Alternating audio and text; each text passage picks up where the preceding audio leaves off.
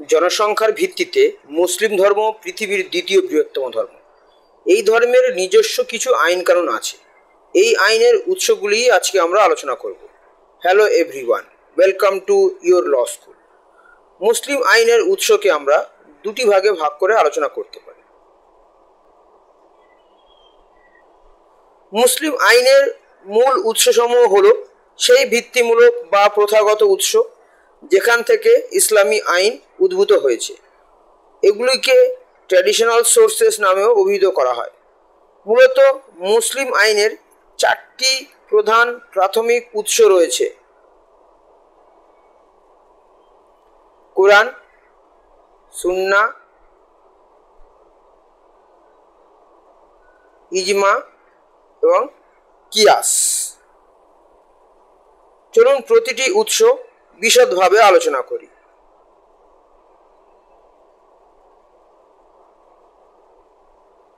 কোরআন হলো মুসলিম আইনের প্রথম এবং সবচেয়ে গুরুত্বপূর্ণ উৎস। এটি মুসলিমদের জন্য পবিত্র ও সর্বোচ্চ মর্যাদাপূর্ণ গ্রন্থ।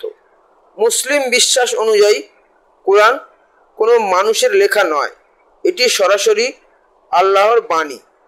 আল্লাহ তার বার্তা ফেরেশতা জিবরাইল আলাইহিস সালামের মাধ্যমে মহানবী হযরত মুহাম্মদ সাল্লাল্লাহু আলাইহি সাল্লামের নিকট পৌঁছে দিয়েছেন এবং তা লিখিত হয়েছে। কোরআনে মোট 114টি সূরা এবং 6666টি আয়াত রয়েছে। এর মধ্যে প্রায় 200টি আয়াত সরাসরি আইনের সাথে সম্পর্কিত এবং প্রায় 80টি আয়াত পারিবারিক আইন, যেমন বিবাহ, দেনমোহর, তালাক, উত্তরাধিকার ইত্যাদি সংক্রান্ত। কোনো আইনি সমস্যার সরাসরি সমাধান কোরআনে না পাওয়া গেলে তখন দ্বিতীয় উৎস সুন্নাহর সাহায্য নেওয়া হয়। সুন্নাহ মুসলিম আইনের দ্বিতীয় উৎস। সুন্নাহ শব্দের অর্থ পথ বা পন্থা, অর্থাৎ মহানবী মুহাম্মদ সাল্লাল্লাহু আলাইহি সাল্লামের চলার পথ বা জীবন আচরণ। সুন্নাহ বলতে নবী মুহাম্মদের জীবনকালে যা ঘটেছে এবং যা তিনি নিজে করেছেন বা অনুমোদন করেছেন তা বোঝানো হয়। এটি নবীজির বক্তব্য, কর্ম এবং নীরব অনুমোদন, অর্থাৎ কোনো কিছুকে মৌনভাবে সমর্থন অন্তর্ভুক্ত করে। সুন্নাহকে 3 ভাগে ভাগ করা যায়। একটি হলো সুন্নাতুল ফিয়েল, নবীজির কার্যকলাপ বা কর্ম। দ্বিতীয়টি হলো সুন্নাতুল কাউল, অর্থাৎ নবীজির বাণী, উপদেশ ও ভাষণ। তৃতীয়টি হলো সুন্নাতুত তাকরির, এমন কার্যকলাপ যা নবী তার উপস্থিতিতে বা অনুপস্থিতিতে নীরবে সমর্থন করেছেন। এই 3টি সুন্নাহকে আমরা একটু আলোচনা করব। প্রথম যে সুন্নাহ আমরা দেখতে পাচ্ছি, সুন্নাতুল ফিয়েল। নবী করিম সাল্লাল্লাহু আলাইহি সাল্লাম এর কোনো কার্যকলাপ বা কর্ম, এই ধরনের সুন্নাতের মাধ্যমে বোঝা যায় ওই কাজটি ইসলামে অনুমোদিত এবং এর গুরুত্ব রয়েছে। কখনো তা করা ওয়াজিব হয়, কখনো মুস্তাহাব বা উত্তম হয়। এটা নির্ভর করে কাজের গুরুত্বের উপর। উদাহরণ যদি আমরা দেখি তাহলে দেখব নবীজি সাল্লাল্লাহু আলাইহি সাল্লাম নামাজের ভঙ্গিমা নিজে পালন করেছেন। হজের সময় তাওয়াফ করেছেন, অর্থাৎ যে কাবা শরীফের চারিদিকে পাক খাওয়া, ওটাকে তাওয়াফ বলছে। ইফতার করার সময় খেজুর খেয়েছেন। নবী সাল্লাল্লাহু আলাইহি সাল্লাম নিজে হাতে যেসব কাজ করেছেন তাই হলো সুন্নাতুল ফিয়েল। সুন্নাতুল কাউল, নবী করিম সাল্লাল্লাহু আলাইহি সাল্লাম এর কথাবার্তা ও বাণী, এটাই হলো সুন্নাতুল কাওয়াল, অর্থাৎ তিনি কোনো বিষয় মুখে বলেছেন, শিক্ষা দিয়েছেন বা কোনো কথা বলে কোনো নির্দেশনা বা উপদেশ দিয়েছেন, সেটি সুন্নাতুল কাওয়াল। উদাহরণ যদি আমরা দেখি তিনি বলেছেন নামাজ ইসলামের স্তম্ভ। তিনি বলেছেন যে ব্যক্তি প্রতারণা করে সে আমাদের দলভুক্ত নয়। হাদিসে তিনি বিভিন্ন দোয়া শিক্ষা দিয়েছেন, এ সবই সুন্নাতুল কাউল, অর্থাৎ নবীজির জীবনের বাণী বা কথনই হলো সুন্নাতুল কাউল। তৃতীয় সুন্না হচ্ছে সুন্নাতুত তাকরির। নবী করিম সাল্লাল্লাহু আলাইহি সাল্লামের কোনো সম্মতি বা মৌন অনুমোদন, অর্থাৎ সাহাবীরা তার অনুগামীরা সাহাবীরা কোনো কাজ করতেন বা কোনো কথা বলতেন আর নবীজি সেটা দেখেও আপত্তি করতেন না বা চুপ করে থাকতেন, অর্থাৎ তিনি সেটাকে নীরবে সমর্থন করেছেন, তখন সেটাকে বলা হয় কি সুন্নাতুত তাকরির। যদি আমরা এটাকে উদাহরণ দেখি তাহলে কি দেখবো, সাহাবীরা তার সামনে মসজিদে ইতিকাফ করলে তিনি চুপ ছিলেন, এটাও সুন্নাতুত তাকরির। অর্থাৎ নবীজি সাল্লাল্লাহু আলাইহি সাল্লাম কারো কাজ বা কথার প্রতি নীরব সম্মতি দিলে সেটাকেই আমরা বলবো কি সুন্নাতুত তাকরির। ইজমা শব্দের অর্থ সম্মিলিত ঐক্যমত। এটি ইসলামের ইসলামিক আইনের তৃতীয় গুরুত্বপূর্ণ উৎস। যখন কোনো আইনি সমস্যা কুরআন ও সুন্নাহের দ্বারা সমাধান করা সম্ভব হয় না, তখন ইসলামী পণ্ডিতগণ ও সাহাবায়ে কেরাম অর্থাৎ নবীজির যে অনুগামীরা ছিল সেই সময় সম্মিলিতভাবে যে কোনো বিষয়ে ঐক্যমত পোষণ করেন, সেটি ইজমা হিসাবে গ্রহণ করা হয়। মহানবী সাল্লাল্লাহু আলাইহি সাল্লামের ইন্তেকালের পর সাহাবায়ে কেরাম এবং পরবর্তী ইসলামী আইনবিদগণ ইজমার মাধ্যমে বিভিন্ন আইনি সমস্যার সমাধান দিয়েছেন। ইজমার জন্য যিনি মতামত দেবেন তার অবশ্যই ইসলামী শরীয়তের গভীর জ্ঞান থাকা আবশ্যক। ইজমা ধীরে ধীরে ইসলামী সমাজে কর্তৃত্বপূর্ণ ও বাধ্যতামূলক রূপ লাভ করেছে। মুসলিম আইনের চতুর্থ প্রাথমিক উৎস হলো কিয়াস। এর অর্থ হলো তুলনামূলক বিচার ও যুক্তির মাধ্যমে সিদ্ধান্ত গ্রহণ। তুলনামূলক বিচার ও যুক্তির মাধ্যমে যখন সিদ্ধান্ত গ্রহণ করা হবে তখন সেটাকে বলা হবে কি কিয়াস। কিয়াসের মাধ্যমে কেবল আইন ব্যাখ্যা ও প্রয়োগ করা হয়, আইনের কি করা হয় ব্যাখ্যা করা হয় এবং সেই আইনের প্রয়োগ করা হয়, কিন্তু নতুন আইন তৈরি করা হয় না।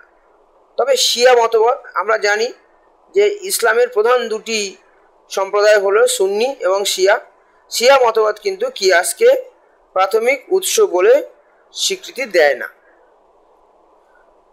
মুসলিম আইনের গৌণ উৎস বা আধুনিক উৎস হলো সেসব উপাদান যেগুলো তখন ব্যবহৃত হয় যখন প্রাথমিক উৎস থেকে কোনো সমাধান বা নির্দেশনা পাওয়া সম্ভব হয় না। এই উৎসগুলোতে আধুনিক উপাদান যুক্ত হয়েছে যা মুসলিম আইনের বিকাশে সহায়ক ভূমিকা রেখেছে। মূলত মুসলিম আইনের চারটি প্রধান গৌণ উৎস রয়েছে। প্রথা বা রীতিনীতি। প্রথা বলতে বোঝায় কিছু নির্দিষ্ট নিয়ম বা আচরণ যা মানুষ দীর্ঘদিন ধরে শান্তিপূর্ণভাবে এবং বিঘ্ন ছাড়াই অনুসরণ করে আসছে। এটি মুসলিম আইনের একটি গুরুত্বপূর্ণ উৎস হিসাবে বিবেচিত হয়। প্রথার একটি গুরুত্বপূর্ণ বৈশিষ্ট্য হলো এটি আঞ্চলিক, অর্থাৎ এটি সর্বব্যাপী নয়। এটি কোনো একটি নির্দিষ্ট এলাকার জন্য প্রযোজ্য হয়। এক দেশের প্রথা অন্য দেশের আইনে প্রভাব ফেলতে পারে না। মুসলিম আইনে প্রথা বা রীতিনীতি একটি গুরুত্বপূর্ণ প্রাথমিক উৎস হিসাবে গণ্য হয়, বিশেষ করে যখন কোরআন, হাদিস, ইজমা বা কিয়াসে কোনো নির্দিষ্ট সমাধান পাওয়া যায় না। এই প্রথাগুলো সাধারণত সমাজে দীর্ঘদিন ধরে প্রচলিত এবং সমাজের লোকেরা তার স্বীকৃতি দিয়েছে। বিবাহের সময় কনেপক্ষের নিকট আত্মীয়রা কি করে, উপহার দেয়। কিছু অঞ্চলে নির্দিষ্ট নিয়ম বা শব্দ ব্যবহার করে তালাক দেওয়ার রীতি প্রচলিত। শরীয়তের মূল রীতির সঙ্গে না ঠেকলে এই পদ্ধতিগুলিও গ্রহণযোগ্য। যেমন কোনো অঞ্চলে সাক্ষীর সামনে তালাক উচ্চারণ করাকে প্রথা হিসাবে মানা হলে তা বৈধ বলে মনে করা যেতে পারে। এইভাবে মুসলিম আইনে প্রথা একটি সহায়ক উৎস হিসাবে ব্যবহৃত হয়, বিশেষ করে যখন ধর্মীয় মূল গ্রন্থে স্পষ্ট দিক নির্দেশনা না থাকে। যদিও প্রথা মুসলিম আইনের একটি আধুনিক উৎস হিসাবে বিবেচিত হয়, সময়ের সাথে সাথে এর গুরুত্ব কিছুটা কমে গেছে। 2 নম্বর হলো কি, বিচারিক সিদ্ধান্ত, জুডিশিয়াল ডিসিশনস। বিচারিক সিদ্ধান্ত বলতে বোঝায় উচ্চ আদালত, যেমন ভারতের সুপ্রিম কোর্ট এবং হাইকোর্ট সমূহ কর্তৃক প্রদত্ত রায় সমূহ। এই আদালতের রায় মুসলিম আইনের একটি উৎস হিসাবে স্বীকৃত। এই রায়সমূহ ভবিষ্যতের মামলার নিষ্পত্তিতে দৃষ্টান্ত হিসাবে ব্যবহৃত হয়। উদাহরণ যদি আমরা দেখি তাহলে দেখব শাহবানু মামলা। এক্ষেত্রে এর বিষয়বস্তু ছিল বিবাহ বিচ্ছেদের পর স্ত্রীকে ভরণ পোষণ দেওয়া। সুপ্রিম কোর্ট রায় দেয় যে মুসলিম স্ত্রীরাও ভারতীয় ফৌজদারি কার্যবিধির ধারা 125 অনুযায়ী ভরণ পোষণের অধিকার রাখে। এই সিদ্ধান্ত মুসলিম আইনে নারীর অধিকারের ব্যাখ্যা ও প্রসারে দৃষ্টান্ত স্থাপন করে। 3 নম্বর যে উৎস সেটি হলো আইন প্রণয়ন, লেজিসলেশন। যদিও মুসলিম আইন মূলত একটি অবিন্যস্ত অর্থাৎ আনকোডিফাইড আইন, তবুও কিছু ক্ষেত্রে পার্লামেন্ট মুসলিম আইনের উপর নির্দিষ্ট বিধান প্রণয়ন করেছে। এই আইনসমূহ মুসলিম আইনের উৎস হিসাবে কাজ করে। কিছু উল্লেখযোগ্য আইন হলো মুসলিম ওয়াকফ অ্যাক্ট 1930, শরীয়ত আইন 1937, মুসলিম ম্যারেজ ডিসলিউশন অ্যাক্ট অর্থাৎ মুসলিম বিবাহ বিচ্ছেদ আইন 1939। এই আইনসমূহ প্রয়োজন ও সময়ের দাবিতে প্রণীত হয়েছে। চতুর্থ উৎস হলো ন্যায়, সাম্য ও সৎ বিবেক, justice, equity and good conscience. ন্যায়, সাম্য ও সৎ বিবেক মুসলিম আইনের একটি গুরুত্বপূর্ণ আধুনিক উৎস। যখন প্রাথমিক উৎসসমূহ অর্থাৎ কোরআন, সুন্নাহ, ইজমা ও কিয়াস এবং অন্যান্য গৌণ সিদ্ধান্তসমূহ যেমন রীতিনীতি, বিধায়ন, বিচারিক সিদ্ধান্ত থেকেও কোনো সমস্যার সমাধান পাওয়া সম্ভব হয় না, তখন এই উৎসের সাহায্য নেওয়া হয়।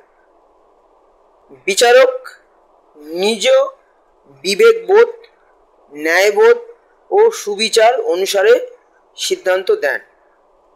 এই নীতির মূল কথা হলো, যদি আইন কোনো বিষয়ে নীরব থাকে তবে ন্যায় ও নৈতিকতার ভিত্তিতে সমস্যার সমাধান করতে হবে। বিচারক এখানে তাদের বিচারবুদ্ধি ও নীতিবোধের উপর নির্ভর করেন।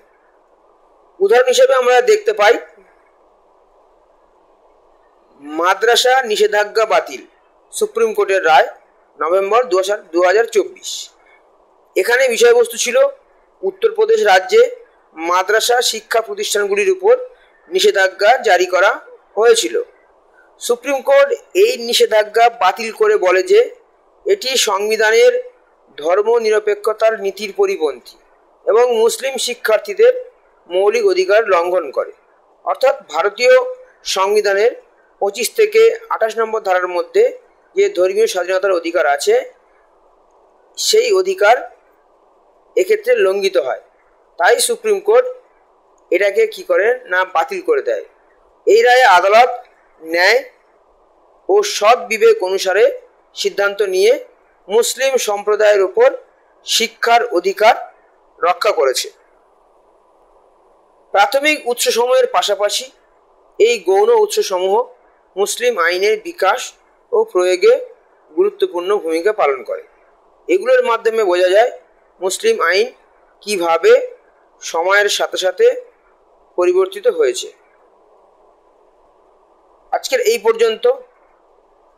এর পরবর্তী ভিডিওতে আমরা মুসলিম আইনের আরও একটি বিষয় নিয়ে আলোচনা করব। ধন্যবাদ।